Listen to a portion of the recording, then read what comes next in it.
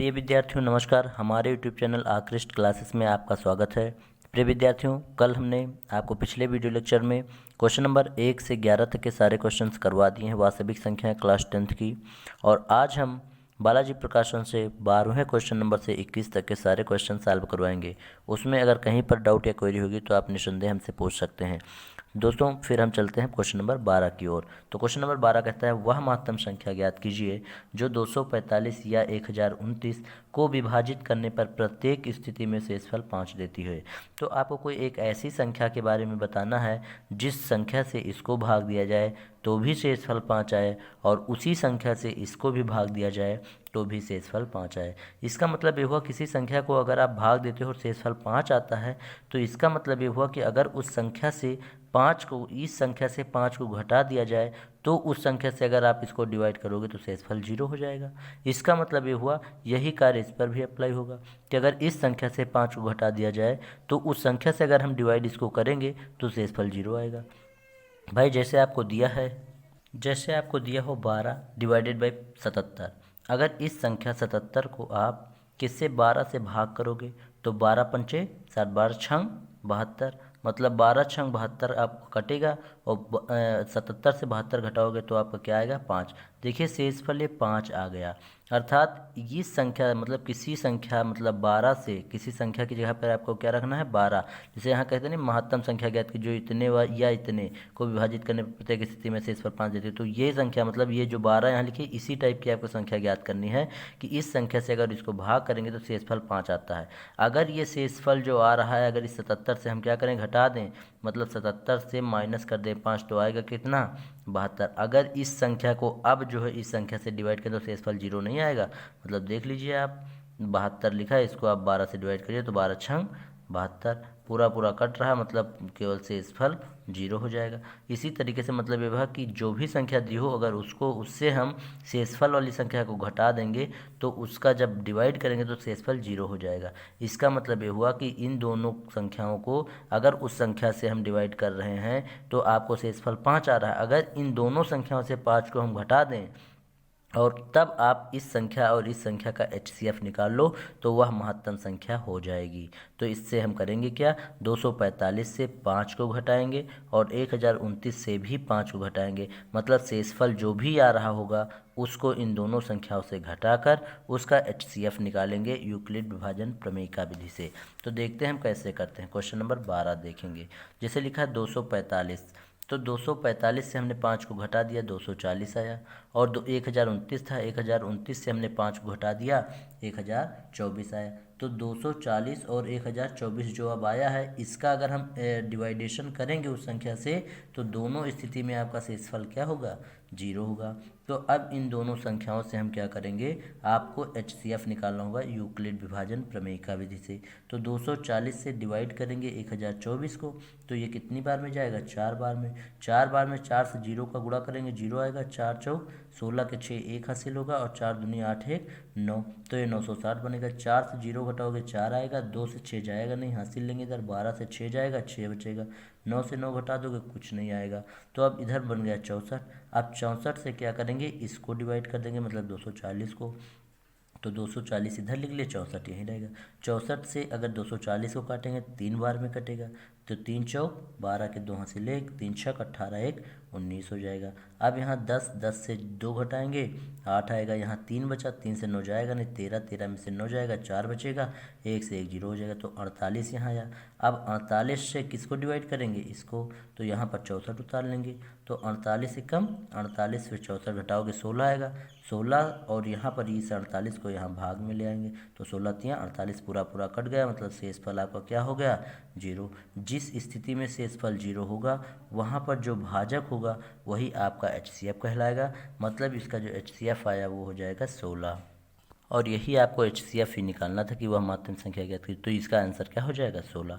आप question number 13 की ओर चलते हैं। 13 क्या कह रहा है वह महत्तम संख्या ज्ञात कीजिए जिससे 285 तथा 1249 को भाग देने पर शेषफल क्रमशः 9 व 7 प्राप्त होते हैं। क्वेश्चन नंबर 12 में जो था वो दोनों स्थिति में आपको 5 घटाना था, लेकिन ये 13 में क्या है 285 में आपको 9 घटाना है और 1249 में आपको 7 घटाना, मतलब क्रमशः लग गया तो क्रम से पहले ये लिखा तो पहले से घटाएंगे, दूसरा ये लिखा तो दूसरे से घटाएंगे। मतलब 285 में आपको 9 घटाना है और 1249 में आपको 7 घटाना है। फिर जो कुछ आएगा दोनों घटाने के बाद उस छोटे वाले से बड़े वाले को भाग करना है, जो आंसर आएगा लास्ट में वही आपका महत्तम समापवर्तक होगा, मतलब मासा होगा या महत्तम संख्या होगी। तो देखते हैं दोस्तों हम कैसे करते हैं। तो दिया है 285 से 9 को घटाएंगे 276 आएगा, और दिया है 1249 से 7 को घटाएंगे 1242 आएगा। ये 1272 आया है, इससे आपको डिवाइड कर देना है 1242 को, और ये विधि तब तक अपनानी है, मतलब यूक्लिड विभाजन प्रमेय विधि से आपको तब तक होनी जब तक शेषफल 0 ना हो जाए। जब शेषफल 0 हो जाएगा तब उस समय जो भाजक होगा वही आपका HCF होगा। तो करेंगे क्या, 276 से डिवाइड करेंगे किसको, 1242 को। ये 4 बार में जाएगा, 4 छंग 24 के 4 हासिल 2, 4 सत्ते 28 2 30 के 0 हासिल आया 3, और 4 दूना 8 3 11। अब फिर 2 से 4 जाएगा नहीं तो हासिल लिया 12, 12 से 4 जाएगा 8 बचेगा, 3 से 0 जाएगा 3 बचेगा, और 12 से 11 जाएगा 1 बचेगा। 138 आया। अब ये भाजक का कार्य करेगा, और ये भाजक किसके लिए बनेगा, 276 के लिए।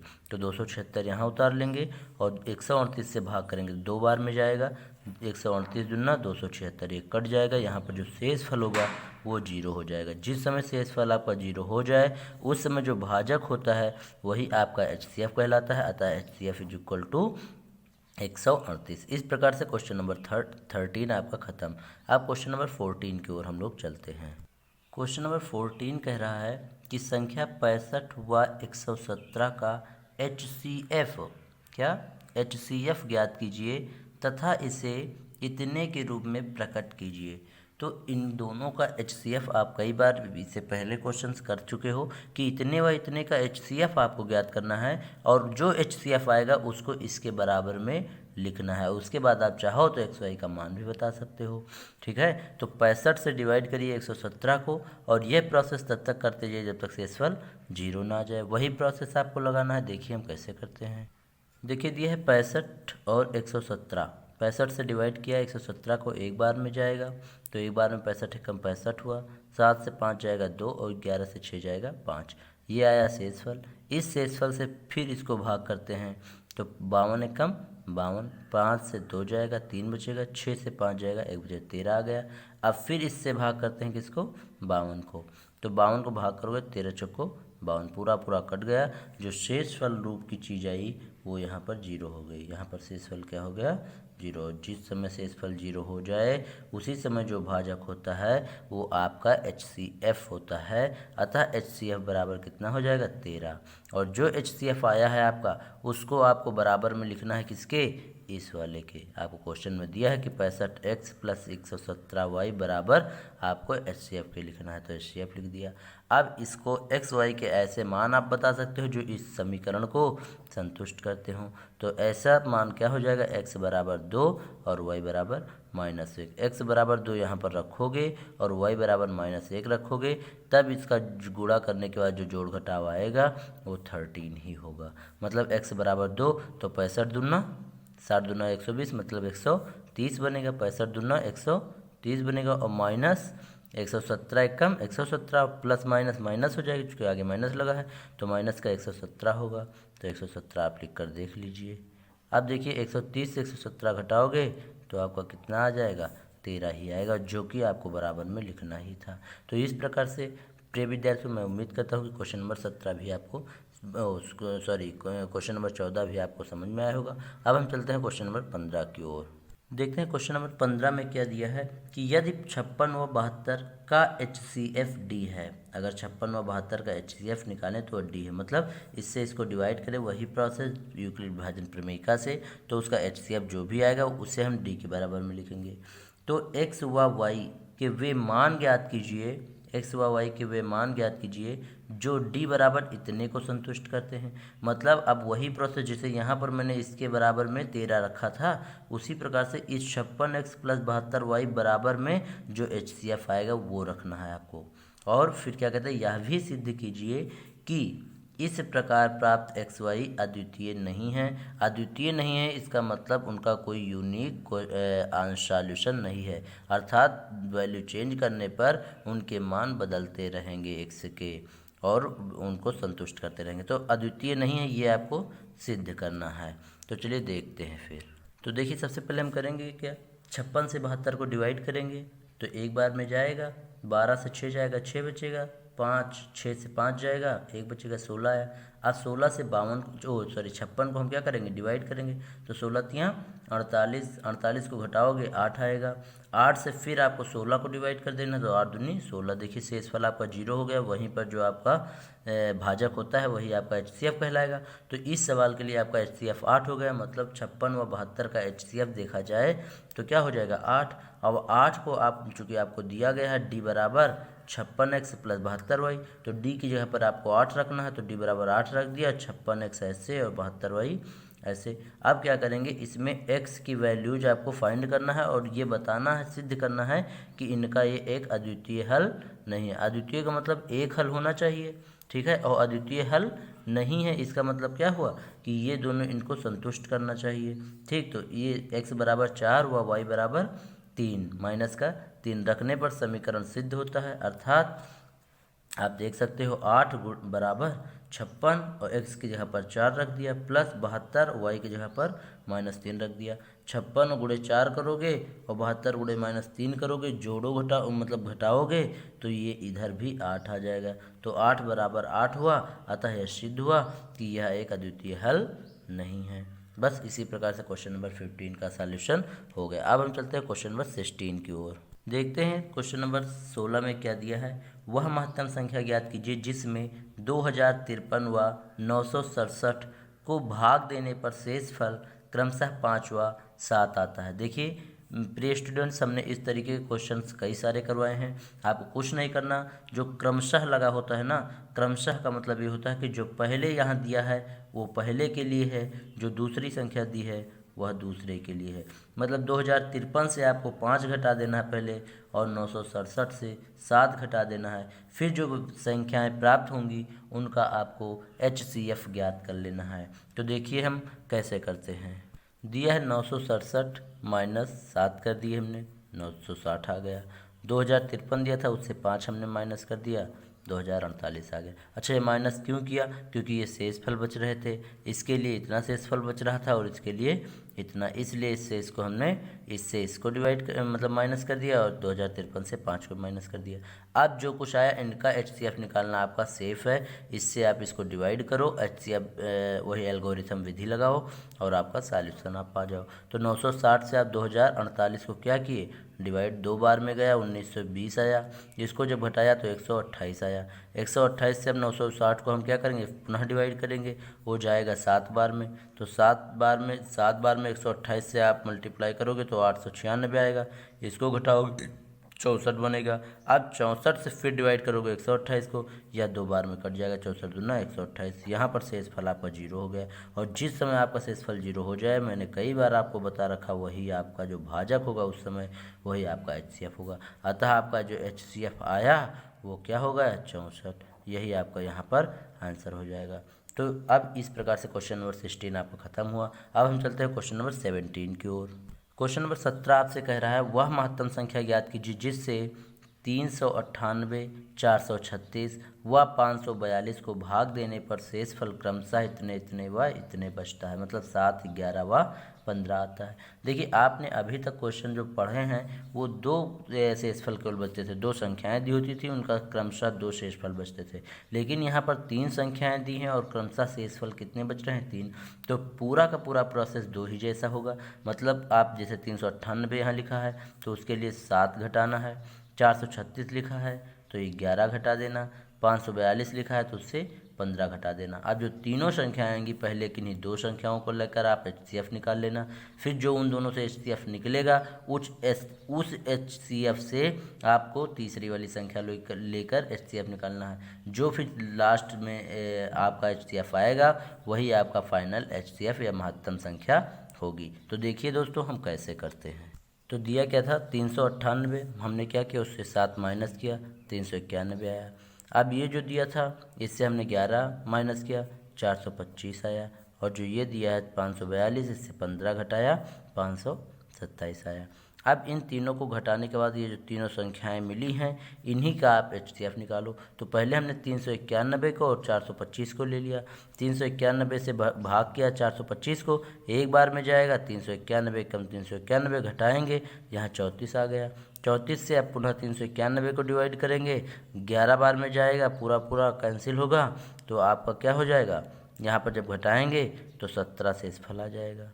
समझ में आई बात? आपका 11 बार में ले जाओगे 300 इतना आएगा, और इसको जब घटाओगे तो 17 आएगा, और 17 से फिर 34 को डिवाइड करो, 17 दूना 34 पूरा पूरा कटेगा, शेषफल आपका 0 होगा यहाँ पर। तो इन दोनों के लिए मतलब 391 और 425 इन दोनों संख्याओं के लिए जो HCF आपका होगा वो कितना होगा, 17। अब इस 17 को लेकर हम क्या करेंगे, तीसरी वाली संख्या से पुनः HCF निकालेंगे। तो यही चीज़ आपको इधर लिखा है कि दो संख्याओं का या दो का HCF 17 है, अतः अब इसे तीसरी से मतलब करेंगे, इसको तीसरी संख्या से आप क्या करोगे, HCF निकालोगे। तो 17 से 527 को आप डिवाइड करो, 31 बार में जाएगा, मतलब 17 51 करोगे, एक आएगा, फिर यहाँ 7 उतारोगे, 17 एकम 17 पूरा पूरा कट ही जाएगा, मतलब शेषफल 0 आ जाएगा। जैसे शेषफल आपका 0 आए उस समय जो भी आपका भाजक होगा वही आपका HCF होगा। अतः HCF बराबर आपका कितना हो जाएगा, 17। यही आपका क्वेश्चन नंबर 17 का आंसर हो गया। तो 17 क्वेश्चन का आंसर 17 ही हुआ। अब क्वेश्चन नंबर 18 की ओर हम चलते हैं। क्वेश्चन नंबर 18 कह रहा है वह महत्तम संख्या ज्ञात कीजिए जिससे इतने व इतने को भाग देने पर शेषफल क्रमशः इतने व इतने प्राप्त होते हैं। आप इस तरीके का क्वेश्चन अभी कर चुके हो, क्वेश्चन नंबर 13 की तरह है, ठीक है। तो ये भी वह महत्तम संख्या ज्ञात कीजिए, मतलब HCF आपको ज्ञात करना है। 546 और 764 को भाग देने पर शेषफल इतने व इतने प्राप्त होते हैं, 6 व 8 प्राप्त होते हैं। तो इसमें भी आपको कुछ नहीं करना है, करना क्या है, सबसे पहले क्या करना है, 546 से आपको 6 घटा देना है, उसके बाद में 764 से 8 घटा देना है, जो भी प्राप्त होगा उसका आप HCF निकाल लोगे। तो देखिए हम कैसे करते हैं। देखिए 18 है, 18 नंबर में 546 दिया था, 546 से 6 घटा दिया, 540 आ गया। 764 दिया था, उससे 8 घटा दिया, 756 आ गया। 764 से 8 घटाएंगे 756। अब 540 से डिवाइड 756 को करेंगे, अतः HCF बराबर कैसे निकालेंगे, 540 डिवाइडेड बाई 76, समझ है ना, 756। तो 756 को आप अगर डिवाइड करना चाहोगे तो एक बार में जाएगा 540, तो ये घटाओगे 216 आएगा। 216 से 540 को डिवाइड करोगे, दो बार में जाएगा 432, और ये कटेगा तो 108 आएगा। 108 को 216 से कर देंगे तो 108 दूनी 216 पूरा पूरा कट गया, मतलब शेषफल 0। और जिस समय आपका शेषफल 0 हो जाए उस समय जो आपका भाजक होता है वही HCF होता है, मतलब HCF आपका जो आया वो कितना हो गया, 108। यही आपका क्या हो जाएगा, आंसर 18 नंबर का। आप चलते हैं क्वेश्चन नंबर 19 की ओर। क्वेश्चन नंबर 19 दिया है किसी धनात्मक पूर्णांक n के लिए सिद्ध कीजिए कि n³ - n 6 से विभाजित होता है। तो देखिए इसे हम कैसे करते हैं, बहुत ध्यान से आप देखिएगा, समझ में आ जाएगा। अब चूँकि n³ - n 6 से विभाजित होता है, यह सिद्ध करना है। तो n³ - n 6 से विभाजित होता है, इसको सिद्ध करने के लिए हम करेंगे क्या, अतः n³ - n में n बराबर 1 रखने पर, n बराबर जब 1 रखोगे तो 1 का क्यूब -1 मतलब 0 हो जाएगा, जो कि 6 से विभाजित है। अब इसी प्रकार से n बराबर 2 रखने पर, जब n बराबर आप 2 रखोगे तो 2 का क्यूब मतलब 2 दूना 4 दूना 8, 8 - 2 मतलब 6, जो कि 6 से विभाजित है। तो ये कार्य आपको तब तक करना है जब तक आपको मतलब धनात्मक संख्याएं रखते जाओगे तब तक ये चलता रहेगा, मतलब ये हमेशा 6 से विभाजित होता ही रहेगा। जैसे आप और रखना चाहो तो रख के देख लीजिए, n बराबर 2 रखा तब भी 6 से आप विभाजित हो गए हैं। अब n बराबर आप 3 रख के देख लो, n बराबर जब 3 रखोगे तो 3 का क्यूब 3 त्रिक 9 त्रिक 27, 27 - 3 करोगे 24 आएगा, और 24 भी आपका किससे डिवाइड होगा, 6 से डिवाइड होगा। इसी तरीके n बराबर आप 4 रख के देख लो, 4 का क्यूब मतलब 4 चौक 16 चौको 64 - 4, 64 - 4 मतलब 60, और 60 भी आपका 6 से डिवाइड होगा। इसी तरीके से आप कोई भी संख्या रख के देखना जो पूर्णांक धनात्मक हो। धनात्मक पूर्णांक जब भी यहाँ n की जगह पर रखोगे, मतलब n³ - n की जगह पर, तो आपका वो वैल्यू जो भी आएगा वो 6 से डिवाइड होता ही होगा। और 6 से डिवाइड होता होगा।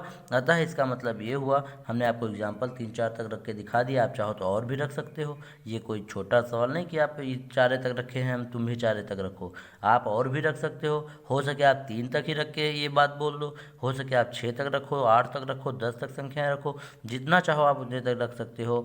लेकिन अंततः आप जब थक जाओगे लिखते लिखते तो आपको ये लिखना ही पड़ेगा कि n³ - n, अतः n³ - n 6 से विभाजित होगा।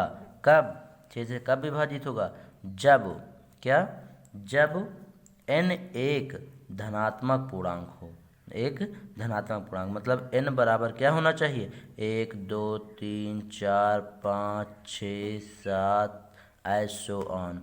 इसी तरीके से आगे जितनी संख्याएं चाहो आप रख सकते हो। अतः यह 6 से विभाजित होगा, अतः यह सिद्ध हुआ। आपको यह सिद्ध ही करना था।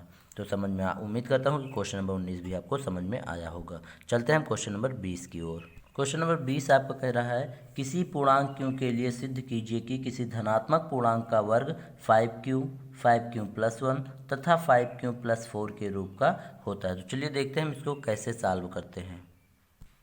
तो 20 नंबर में कैसे करेंगे? चूँकि a बराबर bq+r होता है, आपको पता है कि अगर हिंदी में बोलें तो भाज्य बराबर भाजक गुणे भागफल प्लस शेषफल होता है।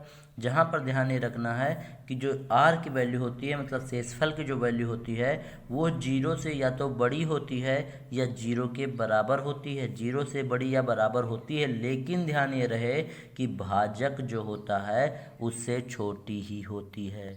अगर भाजक से छोटी नहीं होगी, भाजक से भी बड़ी हो जाएगी, तो एक न एक बार भाग चला जाएगा, और तब जब भाग होने के बाद जब घट के आएगा तब वो छोटी हो जाएगी। जैसे आप देख सकते हो कि 5 लिखा है, आपको 11 को डिवाइड करना है, तो 5 दूनी 10 हुआ, 10 घटाओगे 1 आएगा। तो ये जो शेषफल है यही r की वैल्यू है। ये जो है या तो 0 हो सकती है या फिर 0 से बड़ी अर्थात 1 2 इस टाइप की हो सकती है, लेकिन ये हमेशा भाजक से छोटी ही आएगी। शेषफल की वैल्यू हमेशा भाजक से छोटी ही आएगी। यहाँ पर 11 था तब भाग के, तो 1 शेषफल आ गया। अगर यहाँ पर अगर 10 होता तब 5 दूनी 10, 10 से 10 कट जाता और 0 शेषफल आ जाता, और 0 शेषफल आ जाता तो वही चीज़ आपको यहाँ लिखा कि शेषफल या तो 0 होगा या 0 से बड़ा भी हो सकता है। लेकिन ध्यान ये रहे कि जो भाजक होगा उस भाजक से हमेशा शेषफल छोटा ही आएगा। ये बात आपको उम्मीद करता हूँ समझ आई होगी। अब चूँकि r का मान b से छोटा ही होगा, अर्थात b का मतलब भाजक से छोटा ही होगा, अतः क्या? अतः r बराबर क्या हो जाएगा? मतलब शेषफल जो होगा वो 0 1 2 3 4 इस टाइप का हो सकता है। क्यों ऐसा हमने कहा? क्योंकि इसलिए ऐसा कहा क्योंकि जो आपको सिद्ध करना है वो 5 के मल्टीपल में ही सिद्ध करना है कि 5 क्यों होगा, 5q+1 हो सकता है, 5q+4 हो सकता है। यही चीज़ आपको मतलब आपको 5q के मल्टीपल में ही सिद्ध करना है। इसका मतलब ये हुआ जो भाजक आपका है वो 5 है, और जो भाजक 5 है तो शेषफल हमेशा 4 से ज़्यादा हो ही नहीं सकता, अर्थात जो आपका शेषफल होगा वो क्या हो सकता है? 4 से ज़्यादा नहीं हो सकता। तो a बराबर 5q+r होगा, तो 5q+r, इसका मतलब r जो है शेषफल जो है ये तो 0 होगा या 0 से बड़ा होगा, लेकिन 5 से छोटा ही होगा। ये क्लियर है। अतः धनात्मक पूर्णांक जो होगा a बराबर 5 क्यों होगा? जब r बराबर 0, r की जगह पर 0 जैसे यहाँ रखोगे तो a बराबर 5 क्यों आ जाएगा। जब r बराबर आप 2 रखोगे तो a बराबर 5q+2 आएगा। 3 रखोगे तो a बराबर 5q+3 आएगा, और 4 जब रखोगे तो a बराबर 5q+4 आएगा। इस तरीके से आप जब इतना रख लोगे तब फिर आपको क्या करना होगा? जब r आपने 0 किया तब 5q का स्क्वायर करो, आपको स्क्वायर में सिद्ध करना है, इसलिए 5q का स्क्वायर बराबर आप करोगे तो 5q मतलब 25q² बनेगा। अर्थात यहाँ से अगर हम 5 कामन ले लें तो 5 बाहर हो जाएगा और 5q का स्क्वायर बनेगा, और 5q² को हम मान लेंगे क्या? p। तो 5 और 5q² बराबर p माने हो तो 5p हो जाएगा। ठीक, आपको इसी प्रकार से हम r बराबर जब 1 लेंगे तो 5q+1 का होल स्क्वायर, तो इसका जब होल स्क्वायर करोगे तो 5q का स्क्वायर मतलब 25 प्लस 1 का स्क्वायर मतलब 1, और 5 दूनी 10q मतलब a+b का whole square, a² + b² + 2ab, तो a² मतलब 5q का स्क्वायर 25 क्यू स्क्वायर, 1 का स्क्वायर मतलब 1, और 2a भी हुआ तो 2 5 जा 10 और इंटू क्यू तो 10 क्यू, ये चीज़ बना। अब यहाँ से हमने क्या किया, इन दोनों से 5 कॉमन कर लिया तो ये बचेगा 5 क्यू स्क्वायर और प्लस का ये बचेगा 2 क्यू। लास्ट में ये 1 जो है ये लास्ट में एज इट इज लिख दिए। अब जो इतना लिखे हैं हम तो करेंगे क्या, यहाँ फिर जैसे यहाँ पर 5 क्यू स्क्वायर को पी माना था उसी तरीके से 5 क्यू स्क्वायर प्लस 2 क्यू को हम पी मान लेंगे, तब यहाँ पर 5 इंटू पी आ जाएगा प्लस 1, तो इसको इस टाइप का लिख सकते हैं 5p प्लस 1। अब क्या करेंगे, r बराबर फिर पुनः रखेंगे 2, जब r बराबर आप 2 रखोगे तब 5 क्यू प्लस 2 का होल स्क्वायर बनेगा, ये 25 Q square plus 20 Q plus 4 आएगा। अब यहाँ से इन दोनों से भी 5 हम कॉमन लेंगे तो ये 5 जब कॉमन लेंगे तो 5 क्यू स्क्वायर प्लस 4 बनेगा और प्लस का 4 बाहर रहेगा। अब यहाँ पर भी हम क्या करेंगे, 5 क्यू स्क्वायर प्लस 4 क्यू को p मान लेंगे तो ये 5p और प्लस का 4 बनेगा। देखते हैं हम आगे कैसे हो गए, तो ये क्या हो जाएगा 5 क्यू प्लस 2 का होल स्क्वायर तो 5p प्लस 4 बनेगा। अब जब r बराबर 3 से प्रकार रखेंगे तब 5 क्यू प्लस 3 का होल स्क्वायर, अब इसका a प्लस b का होल स्क्वायर खोलोगे तो 25 क्यू स्क्वायर प्लस 9 प्लस 30 क्यों आएगा। अब यहाँ से भी आप क्या करोगे, इन दोनों से भी 5 कॉमन ले लोगे तो 5 Q square plus 6 Q plus 1 बनेगा और प्लस का 4 बाहर रहेगा। ठीक, क्योंकि इसको जो हम करेंगे 5 प्लस 4 में तोड़ लेंगे तो इन तीनों से पहले 5 कॉमन हो जाएगा प्लस 4 लिख लेंगे। तो यहाँ पर भी आपको मानना पड़ेगा कि माना p बराबर 5 Q square plus 6 Q plus 1। अब इसकी वैल्यू उठाकर हम यहाँ पर रखेंगे तो यहाँ पर जब रखोगे आप तो 5 क्यू प्लस 4 का होल स्क्वायर बराबर क्या बनेगा, 5 ब्रैकेट में ये इतना प्लस का 1। अब इसको हम लिख सकते हैं 5p प्लस 1 क्योंकि माना है यहाँ पर हमने ये। ठीक, तो यहाँ पर पहले तो ये वाला 5p प्लस 4 हो चुका था, अब जब 4 रख रहे हैं r बराबर तब यही तरीके से करेंगे तो 5p प्लस 1 आ जाएगा, अर्थात हमारा ये तीनों चीज़ आ जाएगा। 5p प्लस 1 भी आया है, 5p प्लस 4 भी आया, 5p प्लस 1 भी आया और आगे उधर पीछे 5p प्लस 2 भी आया था। अर्थात हम क्या कह सकते हैं, अतः सिद्ध हुआ कि किसी धनात्मक पूर्णांक का वर्ग 5q प्लस 1 5q प्लस 4 के रूप का होता है। अब इसी तरीके से हम क्वेश्चन नंबर 21 को देखेंगे। ये उम्मीद करता हूँ क्वेश्चन नंबर 20 आपको कुछ समझ में आया होगा, अगर नहीं आया तो आप कमेंट करना, हम ज़रूर इसको दोबारा इसकी वीडियो आप तक प्रोवाइड करेंगे। क्वेश्चन नंबर 21 कहता है, दर्शाइए कि प्रत्येक धनात्मक समपूर्णांक 2m के रूप का होता है तथा प्रत्येक धनात्मक विषम पूर्णांक 2m प्लस 1 के रूप का होता है, जहाँ m क्या है, कोई पूर्णांक है। तो देखिए हम इसे कैसे करते हैं। क्या दिया है 21 नंबर में, आप जानते हो कि भाज्य बराबर क्या होता है, भाजक गुणे भागफल प्लस शेषफल होता है। तो यहाँ भाज्य को हम x मानते हैं अगर, और भाजक को 2 और भागफल को q और शेषफल को r, तो x बराबर 2q प्लस r होगा। क्या हो जाएगा, यहाँ पर हम लिख भी देंगे, जब भाज्य बराबर x, भाजक बराबर 2, भागफल बराबर q और शेषफल बराबर r हो तो अब इतना हो जाएगा। तब हम क्या करेंगे, आपको ये चीज़ ध्यान रखना होगा कि जब किसी संख्या को 2 से विभाजित किया जाए तो शेषफल हमेशा 0 होगा या फिर 1 होगा।